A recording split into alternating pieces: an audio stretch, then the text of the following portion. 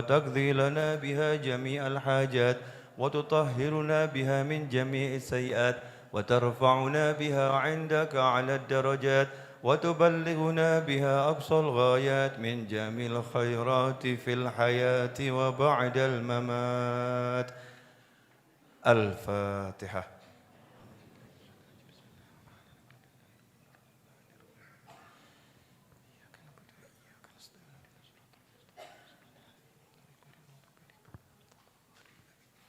Monggo diunjuk Rin.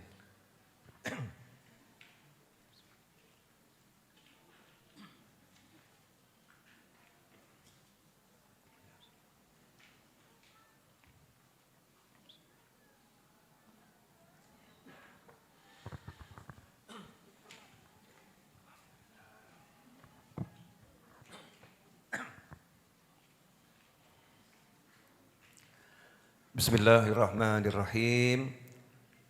Alhamdulillahi Rabbil Alamin. Allahumma salli wa sallim ala Sayyidina Muhammadin wa ala ali Sayyidina Muhammadin miftahi babi rahmatillah adada ma fi ilmillah salatan wa salaman daimaini bidawami mulkillah. Allahumma salli ala Sayyidina Muhammadin صلاة تفتح بها لنا فتوح العارفين وتفقهنا بها في الدين وعلى آله وصحبه. السلام عليكم ورحمة الله وبركاته. Alhamdulillah, di Jumat pertama bulan Sya'ban ini Allah Ta'ala pertemukan kita dalam keadaan sehat walafiat. Mudah-mudahan kita bisa sampai bulan Ramadan sehat walafiat, bisa taat di bulan Ramadan dan tercatat sebagai hamba-hamba yang berpuasa dan beribadah serta mendapatkan rahmat, mendapatkan ampunan dan mendapatkan pembebasan dari siksa api neraka serta mendapatkan jaminan masuk surga dan Lailatul Qadar. Amin Allahumma amin. Pada malam hari ini kita akan belajar bersama-sama tentang yang kemarin saya bahas di hari Rabu, pengajian Rabu sore. Saya akan bahas lagi karena orang-orang seperti kita di akhir zaman ini butuh banyak menelan amalan. Ya, menelan vitamin. Nah, vitaminnya namanya zikir dan doa. Ya, zikir dan doa ini vitamin yang paling mujarab buat kita semua menjalani kehidupan di segala zaman, khususnya di akhir zaman. Kenapa selalu dikatakan akhir zaman? Karena kita hidup sebagai umat Nabi Muhammad SAW, yang mana Rasulullah SAW memang diutus di akhir zaman. Artinya setelah kita ini enggak lama lagi kiamat. Nah, cuman kapan ya wallahu a'lam. Mudah-mudahan tidak dalam waktu dekat. Amin. Tentang apa yang akan kita pelajari? Tentang kalimat la haula wala quwata illa billah. La haula wala quwata illa billah. Kalimat ini merupakan kalimat yang kalau dihayati, diucapkan, diresapi, maka orang yang berzikir dengan kalimat ini otomatis menjadi kuat. Otomatis menjadi kuat. Karena pengakuan dari hati la haul wala quwah. Haul itu artinya gerak. Ya, quwah kekuatan. La haula wala quwata. Saya tidak bisa bergerak, saya tidak bisa berbuat apapun, tidak punya kekuatan untuk melakukan apapun illa billah, kecuali dengan pertolongan Allah, kecuali dengan izin Allah. Itu hakikat la haula wala quwata illa billah. Nah, sebelum kita bahas, mari kita renungkan, pemirsa dimanapun antum berada. Kita renungkan dulu. Kita ini banyak berbuat dengan merasa mampu atau berbuat sadar tidak mampu?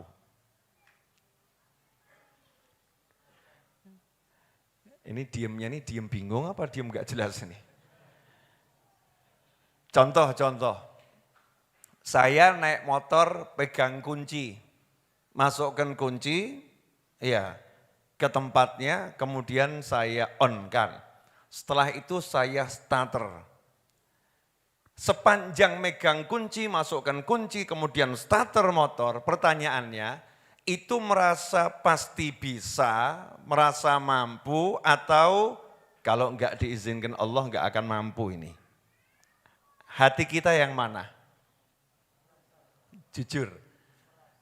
Merasa mampu. Berarti sekian lama gitu ya, kita merasa mampu. Akhirnya sama Allah Ta'ala disadarkan, kamu itu tidak mampu. Kamu itu tidak bisa. Kamu itu tidak punya kuasa. Makanya problem setiap orang tidak mungkin sama. Problemnya beda-beda, mirip boleh, tapi beda-beda. Contoh, di sini ada suami, problemnya diganyang istri ada enggak? Di sini ada istri, problemnya dizolimi suami ada enggak? Tingkat kezolimannya beda.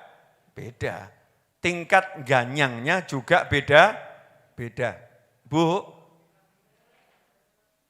saya mau nanya ya Bu ya, tapi Ibu harus jujur. Ini bukan bermaksud untuk mencela suami, tapi saya mau nyadarkan para suami termasuk saya sendiri. Ya, termasuk saya sendiri. Bu, udah minum kopinya? Alhamdulillah, melek. Berarti sadar apa yang akan dijawabkan nanti. Kalau ibu masak, pernah masak? Kalau ibu nggak usah masak lah, mungkin sekarang zamannya cukup dengan 2 jari selesai masalah. Pakai food yang go-go itu ya. Kalau ibu menyuguhkan sesuatu pada suami,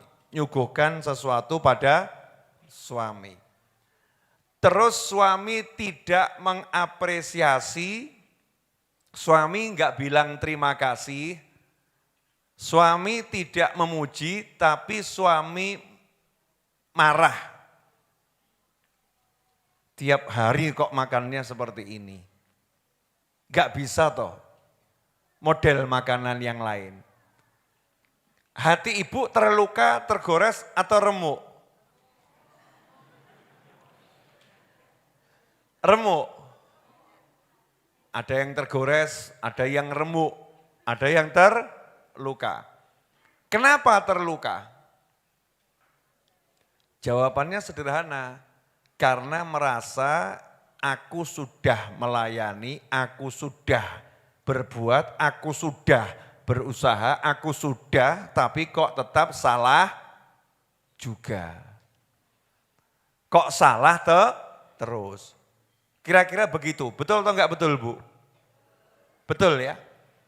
Nah, justru itulah teguran dari Allah Subhanahu wa Ta'ala untuk ibu.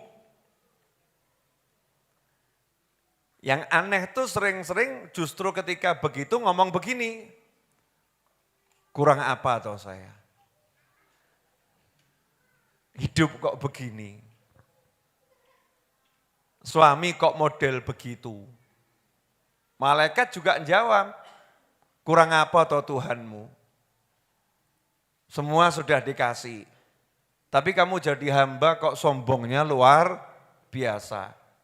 Kamu merasa kamu mampu, mampu. Aku bisa, aku mampu, aku sudah. Makanya langsung diuji, suaminya disuruh marah. Biar apa? Biar tidak suka sama suaminya, biar kembali pada Allah. Gusti ya Allah, bojo kok kaya ngene. Paham enggak Bu? Belum paham. Diam itu tanda ibu-ibu belum paham. Saya tak ngomong sama bapak-bapak, ini kelihatannya lebih mudengan daripada ibu-ibu. Ya kawan-kawan semua, kaum pria dimanapun Anda berada. Pernah enggak dikecewakan sama istri? Sering. Ada yang menjawab lirih tapi jelas, sering. Yang lain abstain, diem, mingkem tapi hati berbicara. Sering dikecewakan sama istri. Pertanyaan saya, sering enggak kamu mengecewakan Tuhanmu? Sering. Sering kita mengecewakan Allah.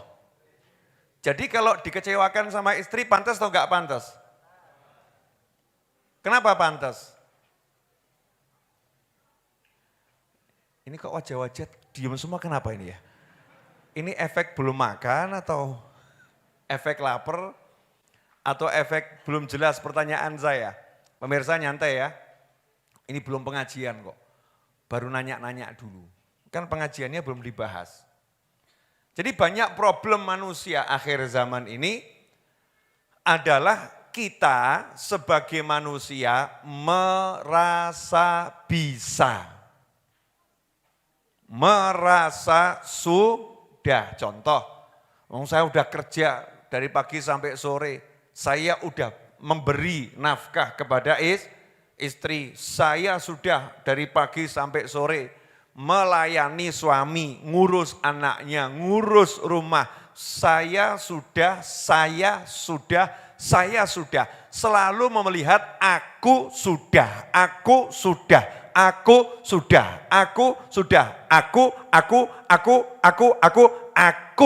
Lantas di mana Allahmu? Simple ya.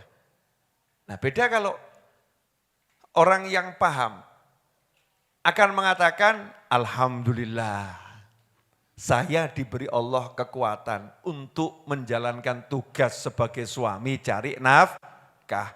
Alhamdulillah dari pagi sampai sore saya keluar diberi kemudahan oleh Allah Subhanahu wa ta'ala untuk kembali ke rumah. Hasil ada enggak ada, yang penting pulang sampai rumah. Alhamdulillah, Allah yang memudahkan semua urusan saya. Istri juga begitu, alhamdulillah aku diberi kekuatan untuk sabar menghadapi bojo model begini. Kalau enggak dikuatkan Allah, enggak mungkin aku bisa sabar. Alhamdulillah, Allah.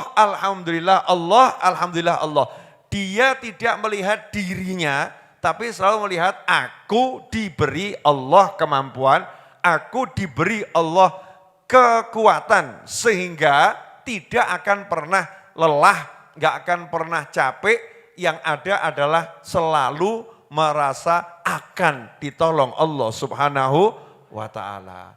Nah perasaan ini, kalau terus ada dalam diri seorang hamba, hidupnya enak. Gak mungkin gak enak. Contoh, saya mau beli rumah, tapi saya uangnya gak cukup. Rumahnya harga 100 juta, uangnya cuman 100.000. Beda tipis ya, beda nol, betul ya? Uangnya 100.000, pengen beli rumah harga 100 juta. Ada orang bilang, enggak mungkin kamu bisa beli rumah harga 100 juta. Karena uangmu cuma 100.000. Pertanyaan saya, omongan orang ini benar atau salah? Enggak ya, salah. Siapa yang suka ngomong begitu? Uang 100.000 kok muluk-muluk mau beli rumah harga 100 juta. Sadar Pak, sadar. Ada enggak yang ngomong begitu? Simple loh ya. Enggak mungkin cukup, enggak mungkin bisa. Ketika kita ngomong seperti itu sebetulnya secara kemanusiaan betul-betul saja, ya kan ya? Uangnya 100.000 kok mau beli rumah harga 100 juta. Ojo ngimpi. Enggak mungkin bisa gitu. Ini menurut ilmu manusia di masyarakat. Tapi kalau ilmunya orang yang beriman lain, insya Allah 100.000 bisa beli 100 juta. Kapan? Yombo. Tapi insya Allah. Loh kamu kok bisa ngomong gitu? Kata orang Jawa, wolo-wolo kuwato. Wolo-wolo kuwato. La haula wala quwata illa billah. Memang rupiah 100.000 enggak cukup untuk bayar 100 juta. Tapi kalau Allah mau dari 100.000 ini yang 100 juta bisa lunas. La haula wala quwata illa billah. Yang muncul itu kira-kira apa? Putus asa atau semangat? Putus asa atau semangat? Semangat. Dia bawa 100.000 pergi ke pasar. Mungkin kulaan, itu loh yang buat mancing itu apa itu? Saya tidak pernah mancing soalnya. Nah, yang buat mancing ya. Dengan semangat, kulaan yang buat mancing. Pergi dia ke tepi sungai, mulai mancing. Modal 100.000, ternyata alhamdulillah berkah. Dapat ikan banyak. Ikannya dijual lagi ke pasar. Berjalan terus. Setelah 5 tahun, dia sudah duduk di rumah harga 100 juta. 5 tahun loh ya. Duduk di rumah harga 100 juta. Temennya nanya, kok iso tuku omah harga 100 juta, duitnya tekan di 100.000. Uangnya dari 100.000. Nah 100.000 ini berubah 100 juta, tentunya ada proses. Prosesnya itu macam-macam. Wah ada loh dengan 100.000 dapat istana. Mesti enggak percaya. Dia nikah dengan perempuan, perempuannya ternyata kaya raya dengan mas kawin 100.000 rupiah. Kemudian tinggal di rumah istri. Dapat istana enggak? Dapat. Modalnya berapa? 100.000. La haula wala quwata illa billah. Nah, kelemahan kita, ini sebelum kita bahas isinya ya, nanti kita akan bahas hadits-haditsnya. Kelemahan kita itu selalu mengukur pakai angka. Selalu mengukur pakai nilai. Aku iso, aku gak iso. Aku bisa, aku tidak bisa. Sehingga kehilangan yang maha bisa. Aku mampu, aku tidak mampu. Sehingga kehilangan yang maha mampu. Justru seharusnya itu ketika kita jalan selalu ngomong aku tidak bisa. Aku tidak mampu. Insya Allah dijadikan bisa oleh Allah. Dijadikan mampu oleh Allah. Sehingga ketika dia jalan di hatinya itu terus Gusti tolong, ya Allah tolong, ya Allah bantu, ya Allah, ya Allah, ya Allah, ya Allah. Tidak ada sedikit pun rasa mampu tanpa Allah. Nah orang yang udah bisa begitu nggak mungkin lemah. Karena setiap kali ada masalah, dia akan ngomong, aku nggak bisa ya Allah, engkau yang bisa, tolong. La haula wala quwata illa billah. Saya itu dikasih tahu sama teman-teman relawan dulu waktu bangun ini, musola ini. Itu ketika ngangkat barang yang berat-berat, teman-teman relawan itu cerita begini, Bib, kalau di Sragen ya, saya nggak ngomong Solo ini. Ini orang Sragen yang ngomong, entah Sragen bagian mana ya. Kalau di Sragen tuh orang-orang tua dulu kalau mau ngangkat barang abot berat gak kuat, itu ngomong sama anak-anak, ayo wolo-wolo kuato, wolo-wolo kuato. Wolo-wolo kuato. Mengandalkan wolo-wolo kuato. Nah, dikira sama anak-anak muda tuh wolo-wolo kuato tuh mantra gitu ya. Wolo-wolo kuato. Padahal wolo-wolo kuato itu mengambil dari la haula wala quwata illa billah. Kalau enggak bisa insyaallah la haula wala quwata illa billah. Insyaallah jadi kuat. Alhamdulillah Habib. Kalau udah seperti itu ya isoy. Kuat. Ya, kuat bisa timbul semangat. Nah, sekarang saya akan jelaskan korelasinya hubungan kalimat itu dengan rahasia menjalani kehidupan. Waktunya insya Allah 30 menit selesai. Tadi kan sudah ngomong 15 menit. Jelas semuanya? Mau enggak ini? Mudah-mudahan dikasih ilmu barokah, amin. Yang pertama, di jagat raya ini tidak ada dan tidak akan pernah ada manusia yang melakukan perjalanan seperti Kanjeng Nabi Muhammad SAW. Enggak ada. Mau ada pesawat antariksa model apapun, ya tidak akan bisa melakukan perjalanan seperti yang sudah dilakukan baginda Muhammad sallallahu alaihi wasallam. Alhamdulillah tuh kita hidup di akhir zaman, jadi mudah untuk menggambarkannya, ya mudah untuk menggambarkannya. Ini sekarang saya live streaming di YouTube. Dari mana-mana pada lihat, ya. Banyak yang lihat live secara langsung, ya secara langsung.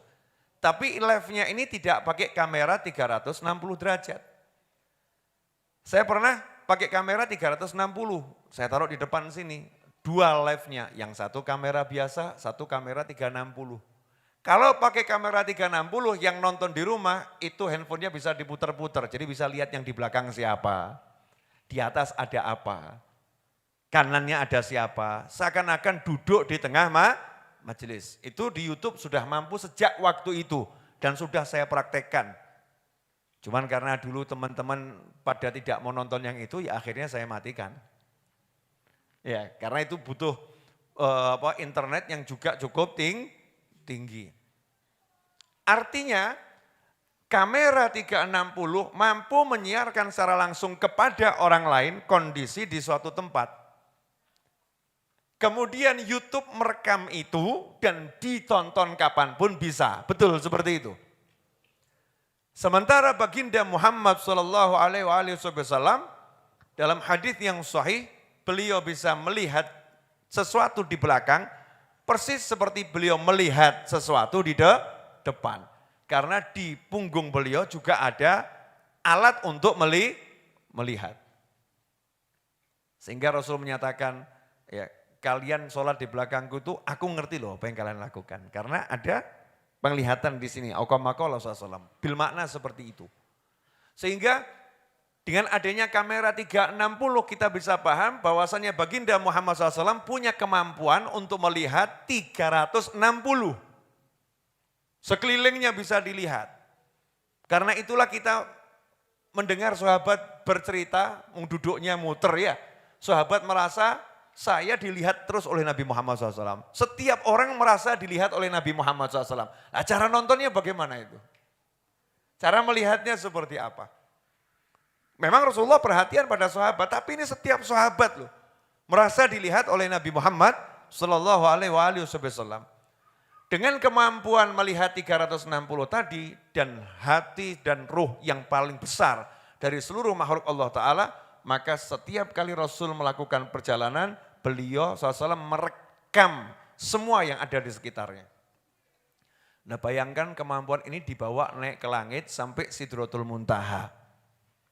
Sampai bertemu Allah Ta'ala, bertemu Nabi Ibrahim, Nabi Musa, Nabi Isa, Nabi Adam, lihat surga, lihat neraka.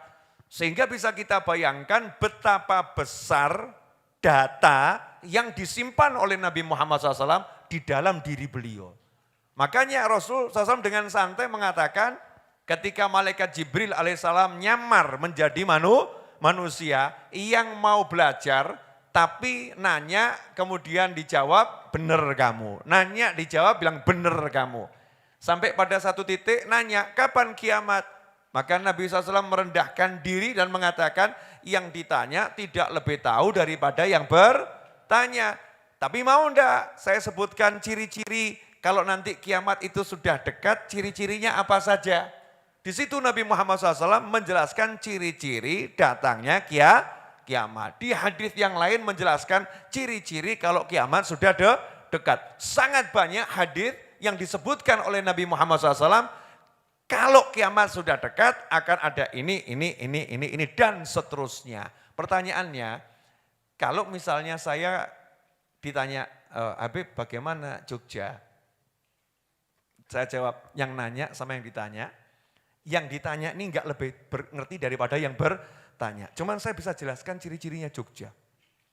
Oh, bagaimana ciri-cirinya? Itu kalau mau masuk Jogja, melewati Prambanan dulu. Nah di Prambanan itu ya, nanti setelah Candi Prambanan kita terus, itu jalan ada 2, jalur untuk truk sama jalur untuk motor atau untuk mobil di kiri. Nah kalau di jalur untuk mobil itu, kamu lewat di situ, nanti ada yang jual es dawet enak di sana itu. Wah. Iya, terus kamu lurus lagi, ya di kiri jalan ada pom bensin. Kamu lurus lagi, nanti ada bandara yang lama. Terus lagi, itu kamu ada pertigaan, belok kanan itu namanya ring road. Namanya ring road, itu ring road utara. Kamu lurus lagi, ya nanti itu ada pertigaan juga, belok kiri, kamu akan lurus lagi ketemu ring road selatan. Tapi kalau kamu nggak belok kiri, kamu lurus, nanti kamu ketemu mall yang besar tuh di Yogyakarta. Di depannya mall itu ada hotel. Hotelnya ada jembatannya nyambung ke mall. Orang tadi ngomong apa? Ngono kok ngomong gak ngerti Jogja. Betul. Berarti ngerti gitu loh. Berarti ngerti, berarti paham. Tapi bahasa yang digunakan Nabi Muhammad SAW, saya akan jelaskan ciri-cirinya. Bagaimana seseorang bisa mengerti ciri-ciri kiamat kalau tidak melihat kiamat. Kalau tidak melihat rentetan waktu menuju kiamat. Nabi Muhammad SAW udah menembus 7 lapis langit, menembus Sidratul Muntaha, sudah lihat surga, sudah lihat neraka. Sementara surga dan neraka itu baru bisa didatangi setelah yang namanya nanti Yaumul Hisab. Nah, ini ada misteri. Ya, misteri perjalanan waktu. Daripada pusing di situ, kita cukup beriman pada Allah dan Rasulnya. Kenapa? Sirah jeblok mikir kui. Enggak kuat. Bukan jatah kita ya. Ya, jatah kita di sini. Lah kalau saya udah punya Nabi, saya punya Rasul Muhammad SAW yang sudah ketemu Allah, sudah menjelajah jagat raya. Kemudian Rasul saya ngasih informasi, mestinya saya percaya atau enggak percaya? Yakin atau enggak yakin? Berarti manusia yang paling pinter siapa? Nabi Muhammad SAW. Manusia yang paling hebat siapa? Nabi Muhammad SAW. Manusia yang paling luar biasa siapa? Nabi Muhammad SAW. Berarti petunjuk-petunjuk Nabi Muhammad SAW adalah kebenaran mutlak yang tidak boleh dipertanyakan. Untuk kita umat Islam. Iman sama Allah, iman sama Nabi Muhammad SAW. Gak mungkin keliru Rasulullah SAW. Kalau udah begitu, hidup ini gampang. Kita akan bahas sekarang urusan la haula wa la quwata illa billah. La haula wa la quwata illa billah ini bukan sembarang zikir. Zikir itu macam-macam ya. Tapi zikir ini pernah disebutkan oleh seseorang setiap kali masuk ke dalam kebunnya. Masya Allah la quwata illa billah. Masya Allah la quwata illa billah. Hasilnya kebunnya panennya subur, sementara kebun orang lain yang sombong terbakar habis. Dia panennya subur dan berhasil. Zikir ini datangnya bukan dari muka bumi. Tapi zikir ini datangnya langsung perintah dari mi'rajnya Nabi Muhammad sallallahu alaihi wasallam. Dari siapa? Dari Nabi Ibrahim alaihissalam ketika bertemu dengan Nabi Muhammad SAW. Ketika Nabi Ibrahim bertemu dengan cucunya yaitu Nabi Muhammad SAW, Nabi Ibrahim titip salam untuk kita semua. Sampaikan salamku kepada umatmu. Dan sampaikan kepada mereka semua surga itu tanahnya subur, tanahnya bagus. Dan tanamannya adalah ucapan la haula wa la quwata illa billah. Makanya kita kalau at-tahiyat diantaranya balas budi sama Nabi Ibrahim, kita sholawat Ibrahimiyah, mendoakan Nabi Ibrahim dan keluarganya. Kenapa? Karena ketika di langit yang ke-7 kita diingat oleh Nabi Ibrahim dan kita disebut-sebut. Jadi kita belum lahir sudah disebut di langit yang ke-7. Sampaikan salamku, didoakan selamat dari langit yang ke-7. Oleh siapa? Nabi Ibrahim alaihissalam. Dari langit yang ke-7 diajari kita suruh banyak ngucap la haula wa la quwata illa billah. Berarti zikir ini sesuatu banget gitu loh. Yang ngajarin sudah meninggal. Nabi Ibrahim, ruhnya. Yang diajarin masih hidup. Siapa? Nabi Muhammad Sallallahu Alaihi Wasallam. Yang sudah meninggal ngajarin yang masih hidup. Terus sama Nabi SAW diceritakan, amanat itu dijalankan. Nabi Ibrahim mengajarkan seperti ini. La haula wala quwata illa billah. Disitulah kemudian Nabi Muhammad SAW menambahkan ngasih informasi yang lain. Selain dari Nabi Ibrahim alaihissalam. Rasul menyatakan dalam berbagai hadis. Nah ini diantaranya. Mudah-mudahan menjadi semangat kita. Wahya babun min abwabil jannah. Ucapan la haula wala quwata illa billah merupakan salah satu pintu surga. Rasul bersabda, ala adulluka ala babin min abwabil jannah. Ini Rasul berkata kepada An-Qais bin Sa'id bin Ubadah, anna abahu rafa'ahu ila Nabi sallallahu yakhdumuhu qala fa'ata alayya nabiyullah SAW waqad sallaitu ra'atain fadarabani birijlihi wa qala ala adulluka ala babin ma'ababil jannah. Ini saat Qais bin Sa'ad bin Ubadah ya. Dikasih tahu sama Nabi Muhammad SAW, mau enggak kamu saya tunjukkan salah satu pintu surga. Qultu bala, qala la haula wala quwata illa billah, rawahul Hakim. Wa qala sahihun ala syartihima. Masya Allah. Mau enggak kamu saya tunjukkan salah satu pintu surga? Ya jawab, mau. Ucapan la haula wala quwata illa billah. Jadi kalau kita ini sering mengucap la haula wala quwata illa billah, kita sudah punya pintu surga. Ada orang punya akses masuk kamar hotel bintang 5 yang semalamnya 20 juta. Senang atau enggak senang? Saya punya akses untuk masuk kamar hotel, suite room 1 malam 20 juta. Ini saya punya aksesnya. Kira-kira dia kalau capek, bingung atau enggak bingung? Capek, lelah, mau istirahat, ya enggak bingung dia. Tinggal masuk hotel itu, klik. Naik liftnya langsung menuju kamarnya, klik. Buka pintu kamarnya, masuk, tutup, istirahat. Lah kita punya pintunya surga namanya la haula wala quwata illa billah. Ini petunjuk loh ya. Pintu surga ada la haula wala quwata illa billah. Sehingga kalau kita baca kalimat ini dengan betul, saat itu juga kita akan merasakan yang namanya surga. Tenang, adem, ayem, nikmat. Nanti kita praktekkan.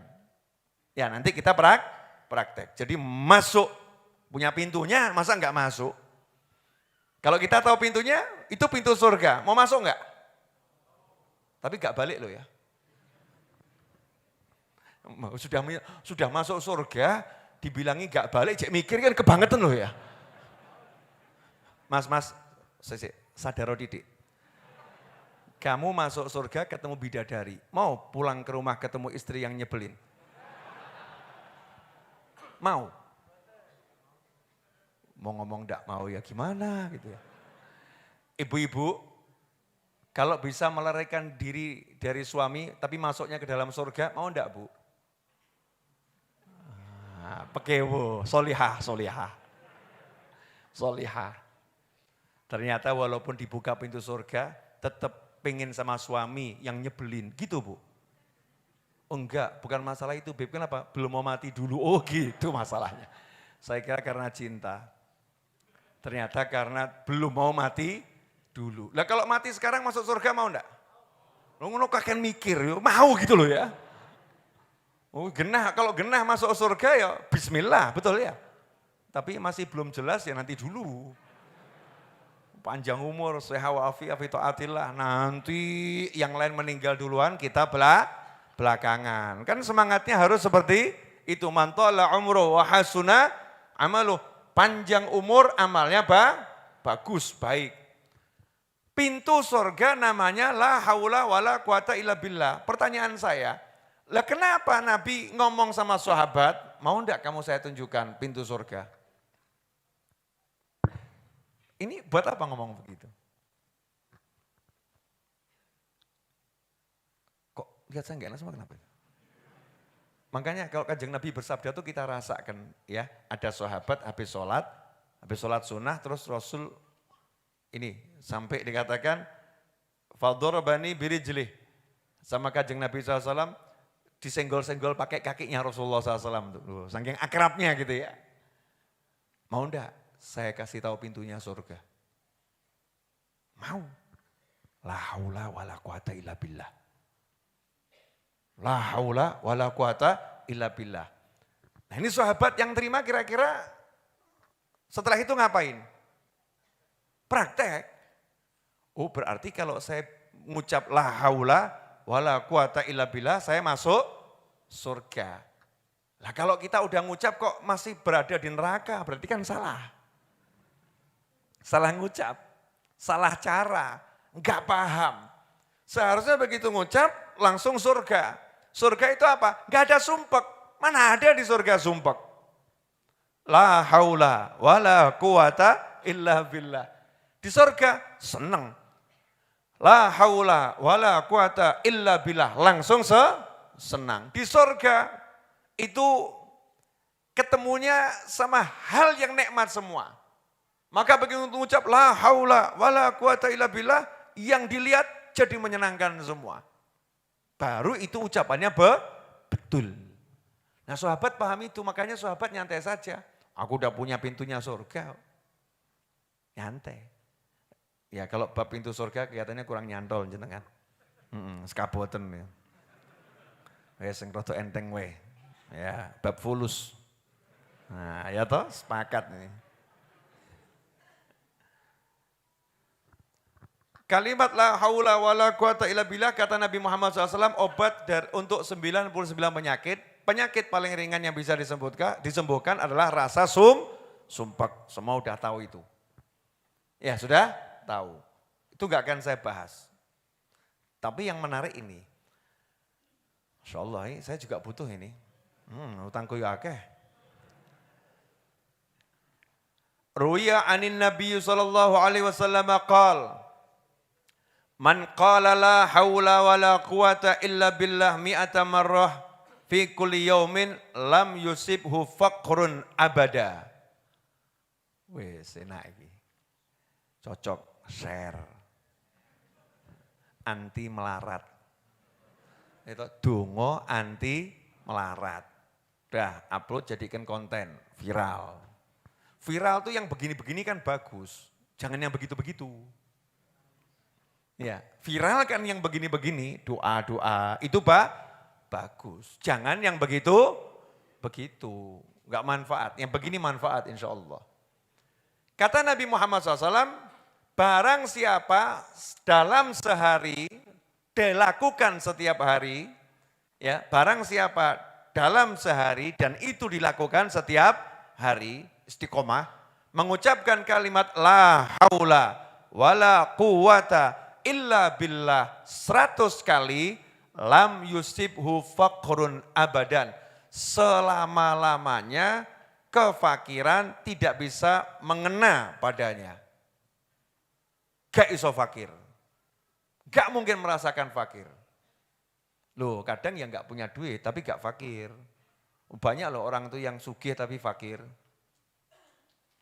Ada enggak? Banyak. Sugih tapi melarat. Melarat tapi sugih.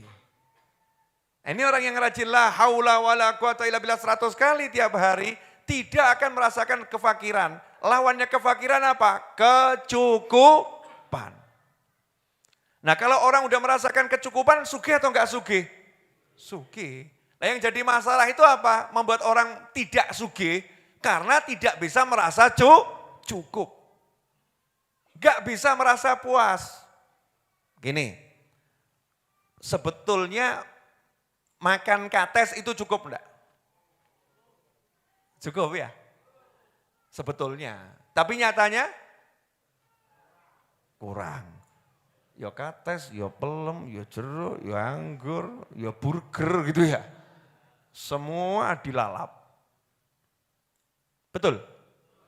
Nah kalau kita bisa merasa cukup dengan kates, enak. Sampai kita nggak pengen yang lain. Sugih atau nggak sugih? Sugih. Sebetulnya tidur di lantai tanpa alas, cukup enggak? Cukup. Tapi kita merasa, oh ya enak, masuk angin, anggo semut, nanti ini, nanti itu kurang, kasih kasur. Kasurnya kurang larang, tuku sing larang, katosen. Macam-macam gitu kan ya. Itu namanya tidak bisa merasa cukup. Enggak bisa merasa cukup, namanya apa? Fakir, butuh terus. Nah orang yang bisa merasa cukup, itu sugih. Enggak bisa diotak-atik itu orang tadi. Pak, Bapak kerja keras Pak. Biar nanti dapat gaji yang besar. Jawabannya, lah gaji segini udah cukup kok. Nah kalau besar nanti buat apa? Ya buat bantu orang. Yang harus tak bantu sopo. Aku ya butuh dibantu. Muter-muter saya ngejak ngomong mumet aduh timbang ngadepi wong gendeng minggir gitu ya. Itu kan kayak ceritanya satu pelaut ya. Dengan kapal kapal pesiar ya, kapal pesiar yang mahal berlabuh di satu pelabuhan. Enggak jauh dari situ ada nelayan tiduran di tepi pantai, tiduran. Maka pelaut dengan kapal pesiar tadi turun dari kapal pesiarnya ya, dia nyamperin pelayan yang tiduran tadi. Pak, iya, Bapak mbok jangan males-males. Yang giat. Nanti kalau Bapak giat, ini kapalnya Bapak, perahu Bapak sampan yang kecil ini bisa ditukar jadi pakai mesin. Nanti Bapak bisa melaut dapat ikan lebih banyak. Ditanya lagi sama pelaut, sama nelayan tadi. Nah terus kalau dapat ikan lebih banyak gimana? Bapak nanti bisa tukar kapal yang lebih besar. Nah kalau sudah tukar kapal yang lebih besar nanti bisa apa? Bapak nanti bisa dapat ikan lebih banyak lagi. Kalau bisa dapat ikan lebih banyak lagi terus kenapa? Nanti Bapak bisa beli kapal pesiar seperti saya. Lah kalau udah punya kapal pesiar itu nanti bisa apa? Bapak bisa melaut seperti saya. Dijawab sama nelayan tadi. Lah kamu kira selama ini saya ngapain? Mohon maaf ya, ini yang cerdas paham, yang enggak cerdas enggak nyambung. Lah kamu kira selama ini saya ngapain? Selesai masalah. Lah ngapain saya harus capek-capek nunggu punya kapal pesiar baru melaut dengan sampan saya udah cukup bahagia. Ngapain nunggu punya rumah mewah untuk istirahat. Oh pantai ini pasirnya udah bisa buat aku tidurnya nyenyak. Sebetulnya yang waras yang mana ini?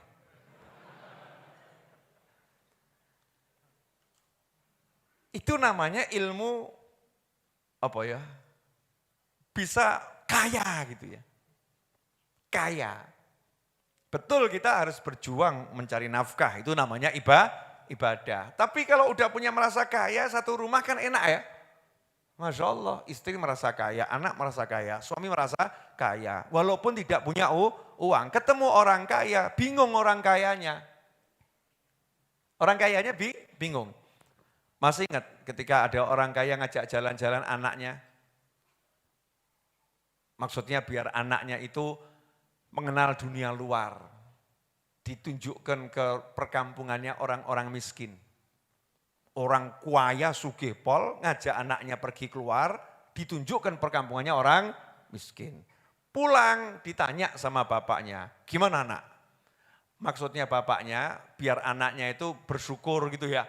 Alhamdulillah kita punya toilet yang bagus, mereka enggak punya toilet. Alhamdulillah kita punya rumah yang mewah, mereka rumah yang enggak jelas. Maksudnya bapaknya begitu. Tapi ternyata jawaban anaknya itu mengagetkan. Gimana anak? Sungguh miskin kita ayah. Bingung bapaknya. Maksudmu? Rumah kita dibatasi tembok, rumah mereka tak ada batasnya. Masya Allah, anaknya sopo gitu ya. Udah nanti kelanjutannya lain waktu ya. Jadi pola pikirnya beda. Pola pikirnya berbeda hati loh. Ini hati sugih, hati kaya begitu. Lah kita nih mental kadang mental melarat tingkat tinggi kok. Tawari, kamu beli rumah itu ya? Lah, tuku omah, paro ngarep belum dibayar kok ya. Sarapan kemarin aja belum dibayar, kok mikir beli rumah. Ini kan mentalnya mental miskin, maksudnya takut gitu loh ya.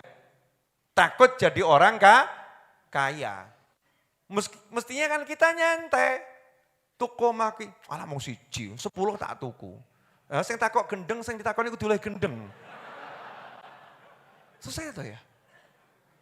Kalau yang nanya itu gila, kamu harus lebih gila. Udah jelas gak punya uang kalau ditanya suruh beli rumah itu ya jawaban malah mung siji, 10 tak pangan, kan begitu. Nyantai. Semangat gitu. Bukan, aja ngenyek mas. Ini kalau gitu kan mentalnya mental kita ini gak punya Allah yang maha kaya. Tapi kalau mentalnya punya Allah maha kaya walaupun kita gak punya duit. Kenapa? Suruh beli itu. Suruh beli itu. Boleh.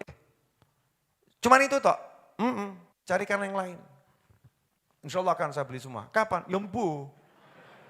Nah, kamu juga tahu saya belum punya uang. Tapi titenonong kok. Insya Allah tak tuku. Ya. Itu semangatnya orang yang hatinya kaya. Nah kalau udah hati kaya itu enak. Asyik. Mohon maaf ya Bu ya, mohon maaf. Saya ketemu dengan manusia-manusia yang punya duit tapi miskin. Ini awang saya nggak enak Bu ya. Gini.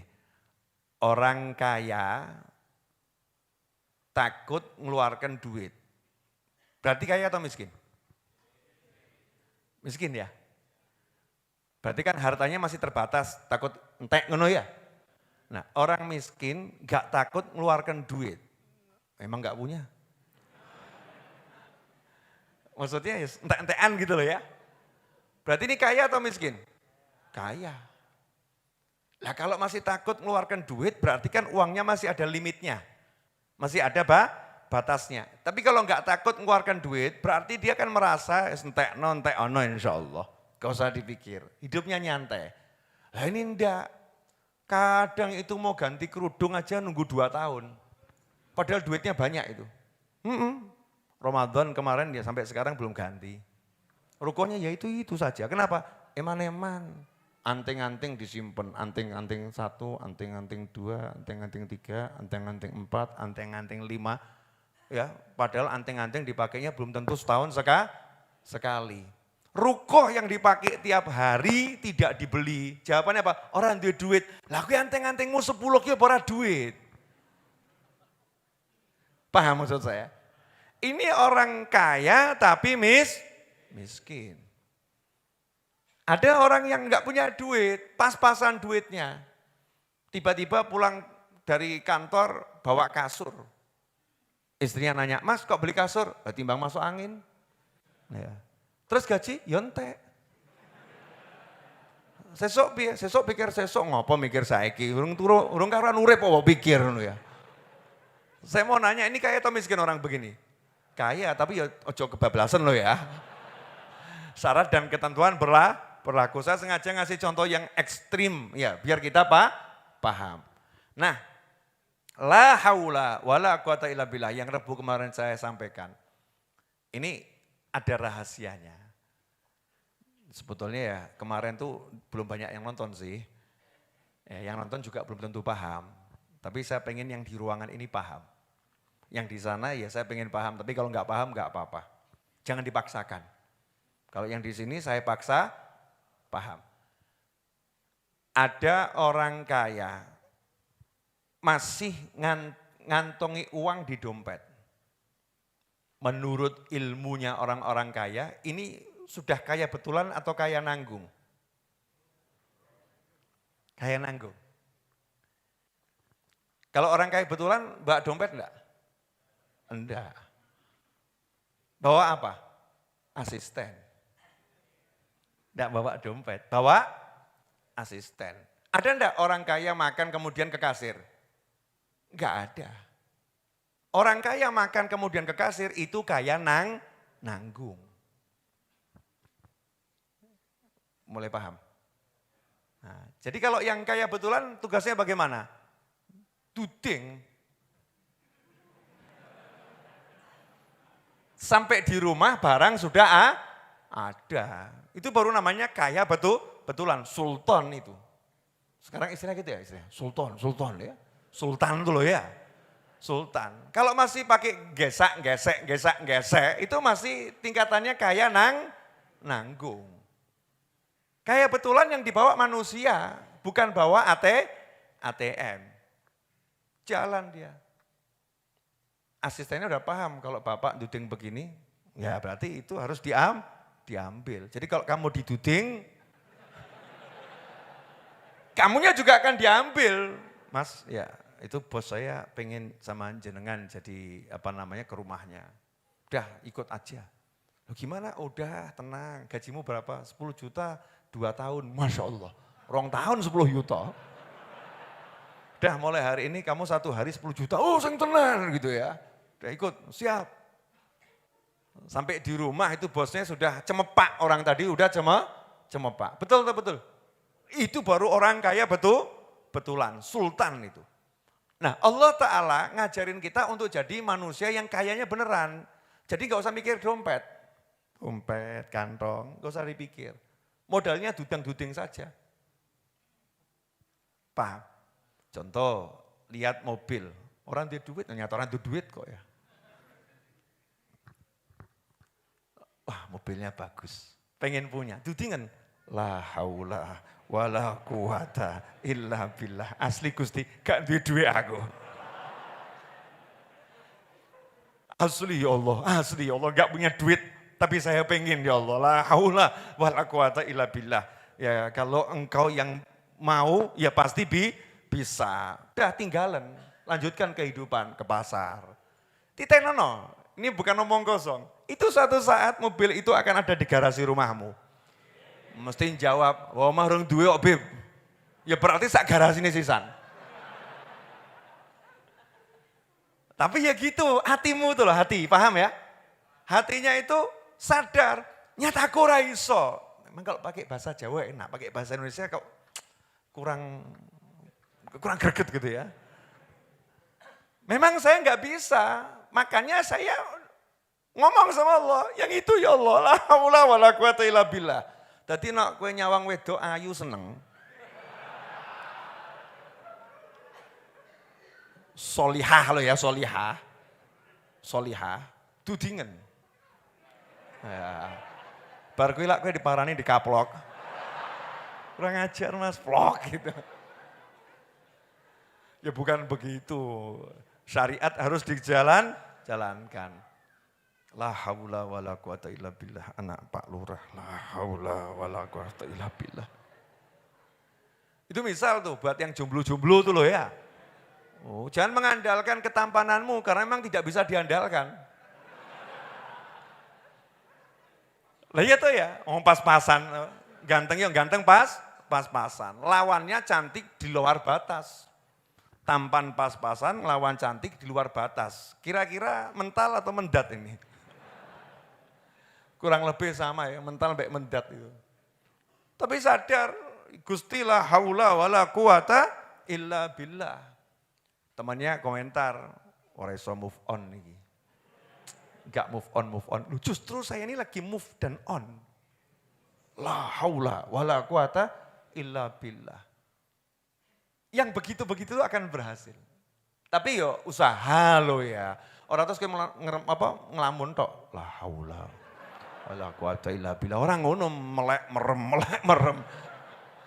Bukan seperti itu yang diajarkan Nabi Muhammad SAW. Ini sikap hati dilanjutkan ucapan, dipraktekkan dengan perbuatan. Berangkat ke kantor, berangkat ke pasar. La haula wala quwata illa billah. Kan begitu. Paham? Ya wes selesai tuh ya, paham kok ya. Seneng saya kalau satu ruangan ini paham, yang di luar sana belum paham jangan dipaksakan. Nanti kalau paham semua kan hidupnya bahagia semua ya. La haula wala quwata illa billah. Jadi ngomongnya tuh sama seneng gitu. Ya Allah, ancen gak bisa aku. Asli saya gak bisa ya Allah. Tapi kamu bisa. La haula wala quwata illa billah. Hanya kamu yang bisa ya Allah. Please, tolong. Oh itu nanti akan banyak keajaiban dalam kehidupan kita. Kok urip dadi enteng. Pulang untuk para suami yang punya istri galak. Ya. Dan sebaliknya istri-istri yang punya suami galak. Jadi nanti kalau istri atau suamimu marah, dudingen. Wah. Tapi jangan pakai tangan, pakai hati ya. Pakai tangan udah tambah ngamuk ya. Apa ki Mas maksudmu? Apa ki? Pakai hati. La haula wala quwata illa billah. Aku enggak mampu merubah dia. Aku enggak bisa merubah dia. Hanya kamu yang bisa ya Allah. Pandang gitu ya. Tapi aja mesam-mesem tambah ngamuk kok. Wes tamu tak bentak-bentak mesam-mesem we. Minimal nangis ngono lho ya. Kadang-kadang ada pria begitu kan ya. Ya pura-pura gitu, etok-etok sedih, etok-etok wae, etok sedih ya. Pura-pura sedih. La haula wala quwata illa billah. Jangan kemudian buat sambat, anak nakal beling, la haula wala quwata illa billah. Nah ini jangan begitu, itu karena hatinya mungkin berdoa buruk gitu kan ya. Wis gak kuat Gusti ngadepi anak model begini, naudzubillah min dzalik. Dengan senang, la haula wala quwata illa billah. Oh gak ono sing iso ngrubah anak kita diapik kejaba Gusti Allah. La haula wala quwata illa billah. Enteng jadinya. Karena la haula wala quwata illa billah itu pengakuan. Ngaku saya enggak bisa. Nah, ini sekarang ini banyak orang itu gengsi itu loh. Gengsi. Oh enggak ada yang lihat gengsi kok. Apalagi ada yang lihat. Aku gengsinya tinggi. Mesti hidupnya enggak enak itu. Paling enak tuh ngaku saja. Enggak bisa saya enggak bisa. Tapi saya mau bisa. La haula wala quwata illa billah. Nah biar itu jadi bagian dalam kehidupan kita, ya istiqomahkan satu hari baca 100 kali. Oh coba cicil. Oh ini sudah mulai nanya, Beb boleh enggak diangsur? Zaman sekarang tuh sampai zikir diangsur kan kurang ajar tuh ya. Kita ini loh kurang ajar. Oh Kanjeng Nabi duduk baca istighfar 70 kali, 100 kali ya dilakoni. Enggak punya salah, enggak punya dosa. Duduk mau istighfar 70 kali, 100 kali Nabi Muhammad SAW. Kita nawar. Bib, Yai bisa enggak itu istighfarnya diangsur? Pagi 10, siang 10, sore 10, Masya Allah. Ini kan kita berarti kurang apa ya? Ya will-nya enggak ada gitu. Enggak punya keinginan kuat. Enggak punya semangat. Lah kalau kamu pengen terlepas dari kefakiran, yakinlah kalau Nabi ngomong tuh pasti betul. Enggak usah mbok kakek mikir, piye carane mosok atau enggak masuk akal, wong kalimat kok iso melepaskan dari kefakiran, masa bla bla bla bla bla. Itu Ukraina sama Rusia perang ya goro-goro kalimat. Betul ya?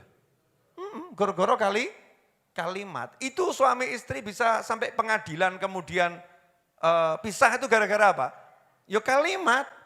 Lah kamu wanita-wanita yang haram buat kamu jadi halal tuh gara-gara apa? Kalimat, betul ya. Mbok kowe ngerayu model apapun ngono ya, tapi kamu tidak menerima kalimat saya nikahkan, tidak kamu terima, saya terima. Orang nang ngono, yo kayak tadi bojo. Jadi suami istri karena wali mengucapkan, kemudian suami menerima. Itu karena kalimat. Kalimat ini punya kekuatan yang luar biasa. Nabi Muhammad SAW ngasih kamu, ngasih saya, ngasih kita kunci kalimat. Kalau bacanya betul, gak mungkin fakir. Enak atau? Ya tinggal praktek. Satu sloyo, hitungan bener, ojo kakean. Satu siji beb. Ya. Kan Allah witir, suka witir. Masuk 100 beb, satu-satu lo ngajari Kanjeng Nabi. Diskon 50 dulu ya Beb ya. Boleh kan Beb? Nanti lain waktu baru 100.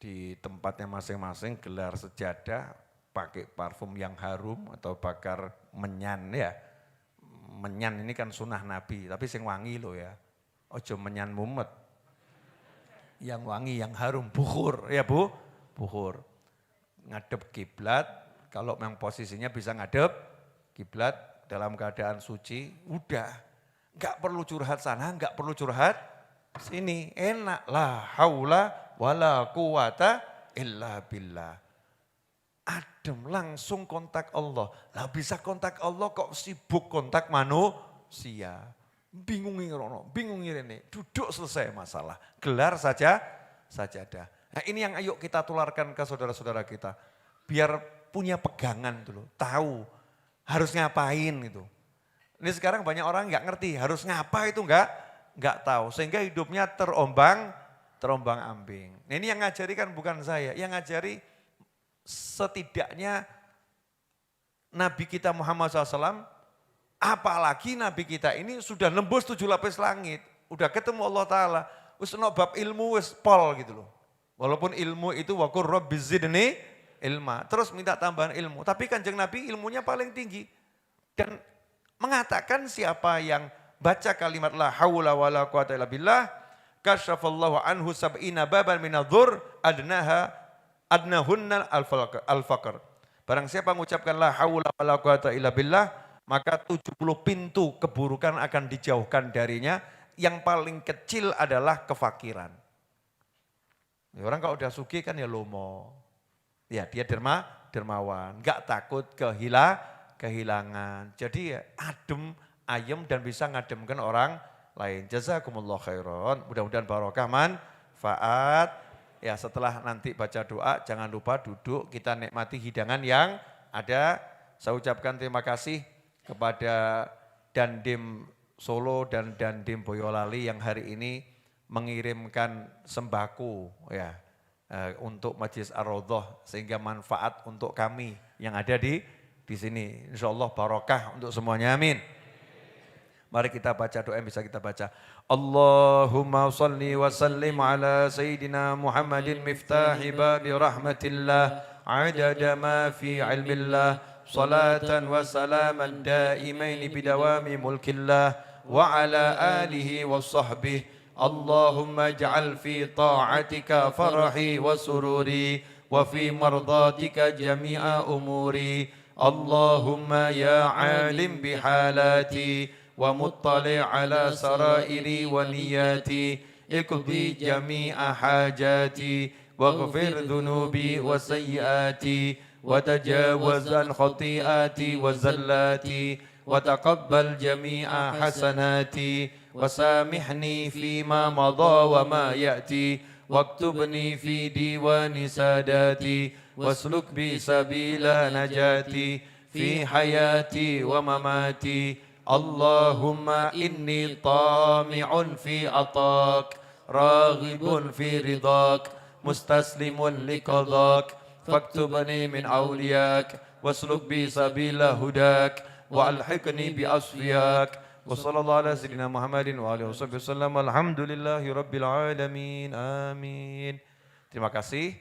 Bagi yang ingin ikut andil untuk semua kegiatan Majelis Ar-Raudhah dan berbagai kegiatan lainnya, bisa donasi lewat QRIS ya, atau transfer ke nomor rekening yang tertera di layar monitor.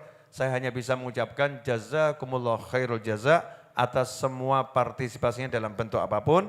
Wal afu minkum. Wassalamualaikum warahmatullahi wabarakatuh.